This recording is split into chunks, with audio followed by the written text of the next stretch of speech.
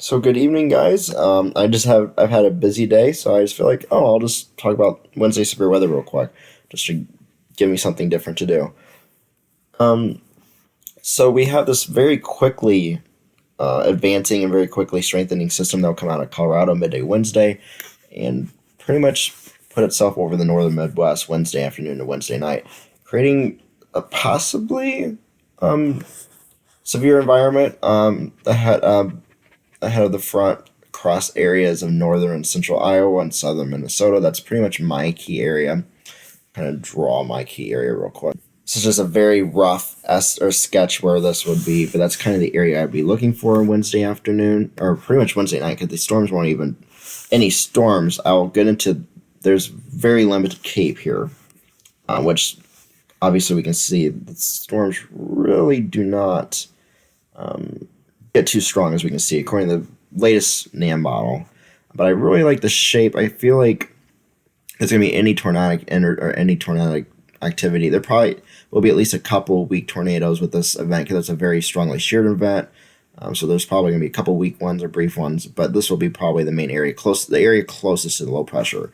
You guys can see this shape. The shapes even look good to me. But obviously they're just not too strong because there's very limited cape. Actually, the NAM only has maybe at max 400 cape this entire region, whereas the HRRR actually has okay cape values. So the HRRR only goes out to 48 hours, so it only goes to 6 o'clock, so I can see only until 6.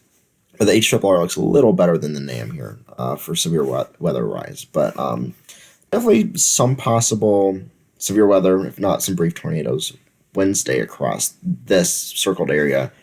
But primarily, the current focus would be more up in here. But we'll see. And just to show you guys the HRRR real quick, I'll go and show you guys a little bit more here in a second. But the HRRR even does, because like the NAM has stuff developing 3 or 4 o'clock in eastern Nebraska. HRRR doesn't show anything until late, 5 or 6 developing, and that's just developing there. But still, probably this area would probably be most crucial. So I'll show you guys the differences real quick and go into the HRRR real quick. So as we can see, the HRRR has generally 600 to 800 joules of instability of cape right in front of this front. And I'll quickly go into this real quick. So the HRRR, actually the differences. So this elevated mix layer here, where the dew points get very dry at a certain part in the atmosphere, HRRR has very, very slight temperature inversion. And so the cape is this area, the instabilities of the available energy for the storms to feed into is the area between the red line, the temperature line, and the parcel temperature, which is the white dotted line. And storms need that generally above 1,000, but in the winter, even 800 could be very, very minimally enough, but just enough. But hold on, I'll show you guys the NAM. And as we can see from here, there's almost nothing, like maybe 400 at max.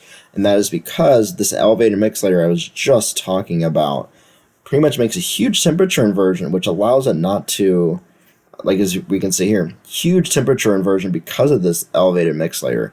Like the HRRR looks almost exactly like that, the exact part of the atmosphere with the elevated mix layer, but the NAM has this big pretty much 10 degree temperature inversion, about 650 millibars, and the HRRR maybe had 1 degree. And because of that, there's almost no cape here. And because this line actually goes, this big cap, the temperature inversion creates a cap, so the storms wouldn't even be able to really build above that height anyways. But because of this low LCL, very low LCL, it might contribute to some tornado development as well, because that means the clouds are very low to the ground, so it'll be easier for a tornado to touch down anyways.